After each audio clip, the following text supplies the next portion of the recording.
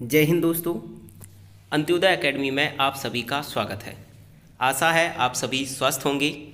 हम हिस्ट्री का objective series यहाँ पर देखने का प्रयास कर रहे हैं रेगुलर बेस पर, जिसमें हम 2 टॉपिक कवर कर चुके हैं। आज का जो टॉपिक है उसमें हम बौद्ध एवं जैन धर्म से रिलेटेड जितने भी प्रश्न प्रीवियस ईयर में क्वेश्चन आए हैं और जो आगामी परीक्षाओं में आने की संभावना रहेगी उसको कवर यहाँ पर करेंगे।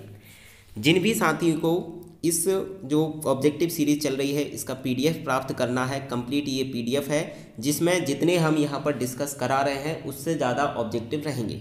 इसके अतिरिक्त उस पीडीएफ का आप प्रिंट भी निकलवा सकते हैं जिसमें आपका कंप्लीट एंशिएंट, मिडाइवल और मॉडर्न हिस्ट्री रहेगा। इसका आप डिस्क्रिप्शन पर लिंक है, वहाँ से भी डाउनलोड कर सकते हैं। इसके अतिरिक्त एक नंबर है 8269390563, इस नंबर पर कॉल या व्हाट्सएप करके ये पीडीएफ भी आप प्राप्त कर सकते हैं। आगे हम सीधा आज के लेक्चर की ओर बढ़ेंगे। पहला प्रश्न आपका था, बौद्ध धर्म के प्रवर्तक गौतम बुद्ध का जन्म कब हुआ और कहाँ हुआ। इसका आंसर आप सोचेंगे जब तक हम नेक्स्ट प्रश्न देखते हैं। दूसरा प्रश्न है, बुद्ध को ज्ञान प्राप्ति कहाँ हुई थी, वह स्थान का नाम बताना है। देखिए दोनों के आंसर हम देखेंगे। पहले का आंसर है कि जो लुम्बिनी में 5063 ईसा पूर्व किसका जन्म हुआ था, बौद्ध का जन्म हुआ था, गौतम बुद्ध का। दूसरा आपका आंसर है कि बुद्ध को जो ज्ञान की प्राप्ति हुई बोध गया, तो बुद्ध ज्ञान ऐसे ही याद कर सकते हैं, बोध गया में, बिहार के बोध गया में बुद्ध को ज्ञान की प्राप्ति हुई थी। नेक्स्ट आपका प्रश्न है, गौतम बुद्ध ने अपना पहला उपदेश सारनाथ में दिया, ये आप यहाँ से कवर कर लीजिए। ये भी पूछ लिया जाता है कि कहाँ पर प्रथम उपदेश दिया, तो सारनाथ में दिया। दूसरा क्वेश्चन है कि किस भाषा में दिया, तो उन्होंने अपना जो उपदेश था पाली भाषा में दिया था। नेक्स्ट आपका प्रश्न है, गौतम बुद्ध को परिनिर्वाण मतलब उनको जो मृत्यु हुई थी कहाँ पर हुई थी ये आपको बताना है। तो गौतम बुद्ध को उनकी मृत्यु को महापरिनिर्वाण कहा जाता है, वह कुशीनगर कुशीनारा में प्राप्त हुई। नेक्स्ट आपका प्रश्न है, गौतम बुद्ध ने अपनी मृत्यु के पहले बौद्ध संघ के नेतृत्व के लिए निम्नलिखित में से किसे नामित किया था। देखिए प्रथम जो शिष्य माना जाता है गौतम बुद्ध का, उन्हें हम आनंद के नाम से जानते हैं। तो आनंद को ही उन्होंने अपने प्रथम शिष्य के और प्रथम संघ के नेतृत्व के रूप में नामित किया था। नेक्स्ट आपका है, किस भाषा का ज़्यादा प्रयोग बौद्धवाद के प्रचार के लिए किया गया, या बौद्धवाद भी जिसे बोला जाता है उसके प्रचार के लिए किया गया, तो वह आपकी पाली भाषा है जिसमें बौद्धवाद अर्थात बौद्ध के जो दर्शन है उसका विस्तृत वर्णन किया गया है। नेक्स्ट आपका क्वेश्चन है, वह आद्यतम बौद्ध साहित्य मतलब प्राचीनतम बौद्ध साहित्य जो बुद्ध के विभिन्न जन्मों की कथाओं के विषय में है क्या है। तो जो जातक आपने पढ़ा होगा, जातक एक साहित्य लेखन है जिसमें बुद्ध के पूर्व जन्म की कहानियां हमें देखने को मिलती हैं। नेक्स्ट आपका प्रश्न है, जैन धर्म के प्रवर्तक ऋषभदेव का उल्लेख कहाँ मिलता है। ऋषभदेव जो जैन धर्म के प्रवर्तक थे, प्रथम तीर्थंकर इन्हें माना जाता है, फर्स्ट तीर्थंकर ये थे। इनका वर्णन हमें ऋग्वेद में देखने को मिलता है, तो आप इसे सीधा कनेक्ट कर लीजिए, ऋषभदेव और ऋग्वेद। नेक्स्ट आपका प्रश्न है, महावीर स्वामी की प्रथम भिक्षुणी कौन थी, वह प्रथम भिक्षुणी कौन थी, प्रथम महिला जिन्हें भिक्षुणी का दर्जा दिया था महावीर स्वामी ने, तो वह आपकी चंदना थी। नेक्स्ट आपका प्रश्न है, महावीर स्वामी के प्रधान शिष्यों को गणधर कहा जाता था, उनकी संख्या कितनी थी। जो महावीर स्वामी थे उनके जो प्रमुख शिष्य थे उनको क्या कहा जाता था, गणधर कहा जाता था, और उनकी टोटल संख्या जो थी 11 थी, अर्थात टोटल 11 गणधर हुआ करते थे। नेक्स्ट आपका प्रश्न है, जैन धर्म के त्रिरत्न क्या है ये आपको बताना है। सेकंड है आपका, महावीर तथा प्रमुख तीर्थंकरों की जीवनियाँ किसमें संकलित हैं, वह कौन सा ग्रंथ है जिसमें आपको महावीर तथा जो प्रमुख तीर्थंकर हुए हैं जैनों के टोटल 24 हुए हैं, तो उनमें से जो प्रमुख थे उनके जीवनियाँ संकलित हैं, वह कौन सा ग्रंथ है। तो भगवती सूत्र वह ग्रंथ है जिसमें आपको जैन तीर्थंकरों की जीवनियाँ देखने को मिलेंगी। और जैन धर्म के त्रिरत्न की बात करें तो सम्यक श्रद्धा, सम्यक ज्ञान, सम्यक चरित्र, ये 3 जैन त्रिरत्न हैं। नेक्स्ट आपका प्रश्न है, हिद बुधे जाते शाक्य मुनि, यह उद्धरण कहाँ अंकित है, मतलब किस लेख में यह आपको देखने को मिलता है। क्या, हिद बुधे जाते शाक्य मुनि। नेक्स्ट मतलब इसका अर्थ आप समझेंगे तो बुद्ध जो है शाक्य मुनि थे, शाक्य जाति से संबंधित थे, ऐसा कहाँ अंकित आपको मिलता है? इसका आंसर आप सोचेंगे जब तक। नेक्स्ट प्रश्न है, चतुर्थ बौद्ध संगीति कश्मीर में किसके नेतृत्व में हुई? ये आप देखिए बौद्ध संगीतियों के सभी स्थान, उनके अध्यक्ष और शासक को कवर करने का प्रयास करेंगे। यहाँ पर आपसे पूछा कि चतुर्थ बौद्ध संगीति जो है कहाँ पर हुई? ये हुई थी आपके कश्मीर में। अब कश्मीर में किसके नेतृत्व में हुई? तो वह आपके थे कनिष्क। ये आप इसका आंसर देखेंगे। नेक्स्ट आपका प्रश्न है,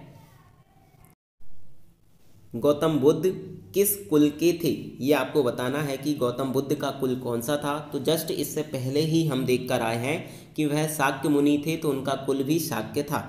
नेक्स्ट आपका है, महावीर निष्क्रमण बुद्ध के जीवन की किस घटना से संबंधित है?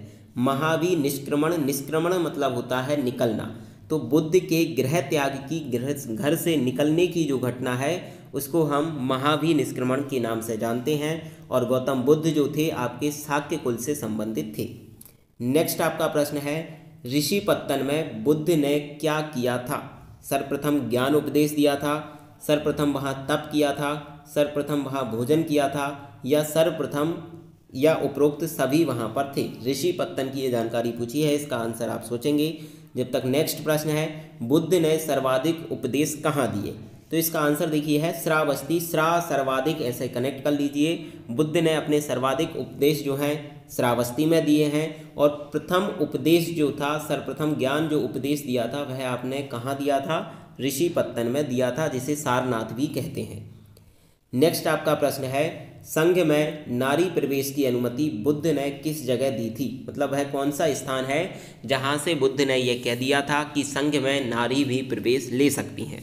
ये आंसर आप सोचेंगे जब तक। नेक्स्ट प्रश्न है, जैन धर्म का प्रथम महासम्मेलन का स्थान कहाँ है? जैसे बौद्ध धर्म की आपको 4 संगीति देखने को मिलती हैं, उसी तरह जैन धर्म में भी 2 संगीति हुई हैं, जिसमें आपसे पहली संगीति पूछी है कहाँ हुई? तो यह आपका स्थान है पाटलिपुत्र, जहाँ पर जैन धर्म का प्रथम महासम्मेलन अथवा प्रथम संगीति हमें देखने को मिलती है।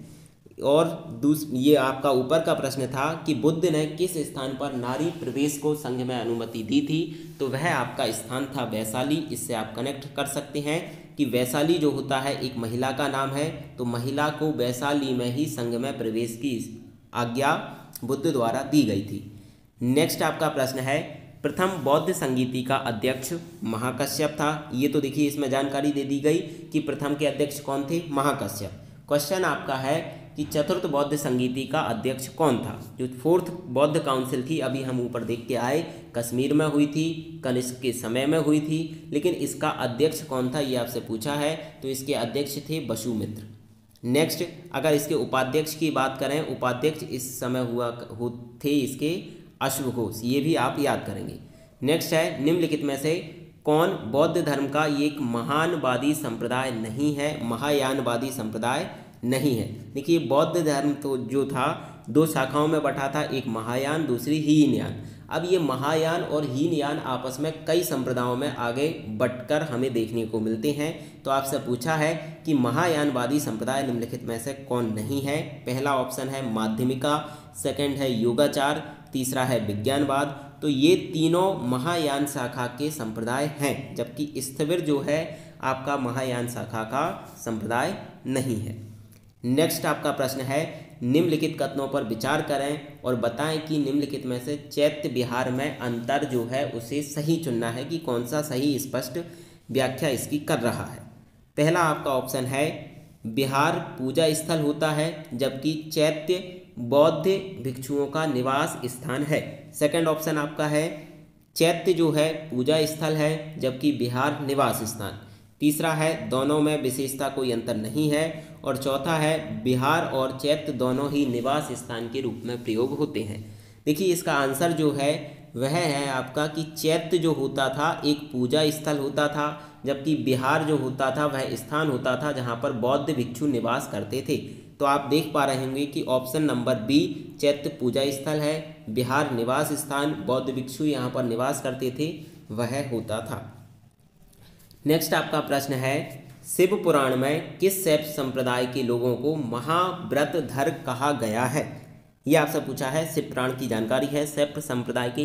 देखिए ये प्रश्न जो है बिहार पीएससी में आया हुआ है, इसलिए इसको कवर किया है। शिव पुराण में किस शैव संप्रदाय के लोगों को महाव्रतधर कहा गया है? तो ये आपका आंसर है इसका कालमुख संप्रदाय के लोगों को महाव्रतधर कहा गया है। किसमें? शिव पुराण में। नेक्स्ट आपसे दो प्रश्न हैं जिनमें से आपसे पूछा है कि निम्नलिखित में से कौन सा सुमेलित नहीं है। पहला है कि बौद्ध संगीति प्रथम जो है उसके अध्यक्ष महाकश्यप लिखा है, तो आपको पहले भी बता दिया गया है प्रथम के महाकश्यप थे। दूसरी बौद्ध संगीति के अध्यक्ष सभ्यकामी सावकमीर थे, ये भी सही है। तृतीय बौद्ध संगीति के अध्यक्ष मोगली पुत्र तिष्य थे, ये बात भी सही है। और चतुर्थ बौद्ध संगीति के जो अध्यक्ष थे वह आपके वसुमित्र थे। क्या अभी हम ऊपर देखकर आए हैं पहले इससे कि इसके जो अध्यक्ष थे चतुर्थ के वसुमित्र थे। अश्व घोष चतुर्थ बौद्ध संगीति के उपाध्यक्ष थे, ये भी आपको पहले बताया गया है। नेक्स्ट आपसे पूछा है, इसमें भी आपको सुमेलित नहीं है ढूंढना है। पहला है बुद्ध के जीवन से संबंधित ये घटनाएं हैं। जन्म स्थान की बात करें तो लुम्बिनी, हमने पहला ही प्रश्न ये देखा था 563 ईसा पूर्व में लुम्बिनी में इनका जन्म हुआ। दूसरी बात है ज्ञान की प्राप्ति, तो ये भी हम कवर कर चुके हैं, बोध गया में बुद्ध को ज्ञान प्राप्त हुआ। तीसरा है प्रथम उपदेश, ये भी मैंने आपको बताया। सारनाथ अथवा ऋषिपत्तन उसका अन्य नाम है, ऋषिपत्तनम में सारनाथ में बुद्ध ने प्रथम उपदेश दिया। चतुर्थ है निर्वाण की प्राप्ति, तो ये भी आपने पहले देखा है, उन्हें श्रावस्ती में निर्वाण नहीं मिला, उन्हें मिला है कुशीनगर में निर्वाण की प्राप्ति हुई है। जबकि श्रावस्ती जो है इसमें सर्वाधिक उपदेश हमें देखने को मिलते हैं बुद्ध के। नेक्स्ट आपका प्रश्न है, निम्नलिखित स्थानों में से किस स्थान पर महावीर का महापरिनिर्वाण हुआ? मतलब उन्हें कहाँ पर निर्वाण प्राप्ति हुई थी, ये आपसे पूछा गया है। तो ये आपका स्थान है महावीर को पावापुरी में और बुद्ध को कुशीनगर में महापरिनिर्वाण प्राप्त हुआ है। नेक्स्ट आपका प्रश्न है, बौद्ध संगीतियों के 4 आयोजकों का निम्न में से सही क्रम क्या है? अर्थात 4 शासकों ने इनका आयोजन कराया था, तो प्रथम में कौन था, द्वितीय में कौन था, तृतीय में कौन था, चतुर्थ में, ये आपको क्रम बताना है।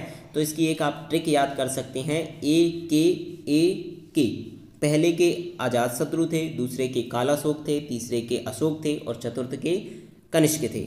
ये देखेंगे तो आपका आंसर नंबर 4 ऑप्शन डी यहाँ पर सही होगा। अजातशत्रु, कालाशोक, अशोक, कनिष्क, एक ऐसे याद कर लीजिए, अजातशत्रु, कालाशोक, अशोक और कनिष्क। नेक्स्ट आपका प्रश्न है, निम्नलिखित में से कौन सा बौद्ध पवित्र स्थल निरंजना नदी के किनारे स्थित है? निरंजना नदी के किनारे कौन सा स्थल है, ये आपसे पूछा है। तो इसका पहला आंसर है ऋषिपत्तन जो है निरंजना नदी के किनारे अवस्थित प्रमुख बौद्ध पवित्र स्थल है। नेक्स्ट आपका प्रश्न है, बौद्ध धर्म का संपूर्ण सार निम्नलिखित में से किसमें निहित है? तो इसका आंसर आपका है 4 आर्य सत्य। बौद्ध धर्म का संपूर्ण सार 4 आर्य सत्यों में हमें देखने को मिलता है, जो आपको पता होंगे क्या है। दुख है, दुख समुदाय, दुख निरोध और दुख निरोध गामिनी प्रतिपदा।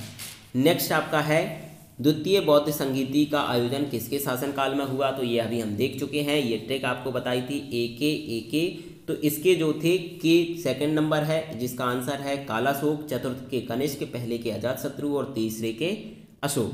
नेक्स्ट आपका प्रश्न है, योगाचार विज्ञानवाद सिद्धांत के प्रणेता कौन है? तो इसके मैत्रेयनाथ विज्ञानवाद या योगाचार के प्रणेता थे। नेक्स्ट आपका प्रश्न है, योगाचार मत से संबंधित कौन नहीं है? तो देखिए मैत्रेयनाथ अभी हम देख कर आए, धर्मकीर्ति भी इससे संबंधित हैं, वसुबंधु भी इससे संबंधित हैं, इनमें से कोई नहीं इसका आंसर सही होगा। नेक्स्ट आपका शून्यवाद या माध्यमिक सूत्रवाद जो था उसके प्रवर्तक कौन थे, प्रणेता कौन थे? तो इसका आंसर नागार्जुन है। ये क्वेश्चन कई एग्जाम में आया हुआ है, इसे आप याद करेंगे।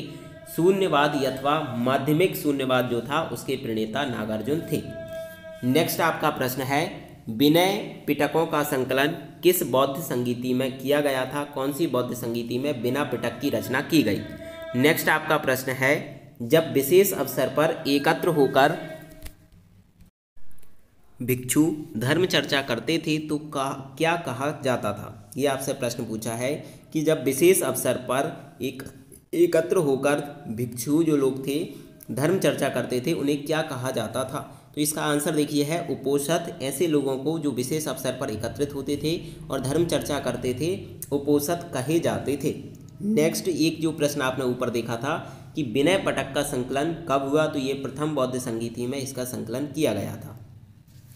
नेक्स्ट आपका है कश्मीर में कनिष्क के शासनकाल में बौद्ध संगीति का आयोजन हुआ, उसकी अध्यक्षता किसने की, तो देखिए आपको पता है चतुर्थ बौद्ध संगीति कनिष्क के समय में हुई और चतुर्थ के जो अध्यक्ष थे वह वसुमित्र थे। नेक्स्ट श्वेतांबर और दिगंबर में अंतर का प्रमुख कारण क्या है, तो इसका मूल कारण जो अंतर है उसका है अनुशासन और कठोर जीवन। एक आपका कठोर जीवन चाहता था, दूसरा कठोर जीवन नहीं चाहते थे। नेक्स्ट आपका है नाथ संप्रदाय के संस्थापक कौन थे, ये आपको बताना है। और इसका अगला प्रश्न है मेगस्थनीज के हेराक्लीज का समीकरण किससे बैठता है, किससे मेल खाता है, इन दोनों के आंसर हम देखेंगे। तो जो नाथ संप्रदाय था उसके संस्थापक आपके मत्स्येंद्र नाथ थे। और दूसरा क्वेश्चन है मेगस्थनीज के हेराक्लीज का समीकरण कृष्ण से मिलता है, कृष्ण से उसका संबंध है।